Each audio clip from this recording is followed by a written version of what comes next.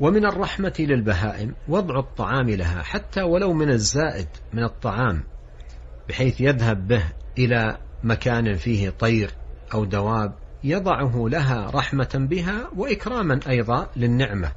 وهذا العمل قد يظنه الناس قليلا، لكن قد يقوم في قلب من قام به من الصدق مع الله ورحمة البهائم والإحسان للطعام ما يكون سببا لغفران ذنوبه عند الله عز وجل.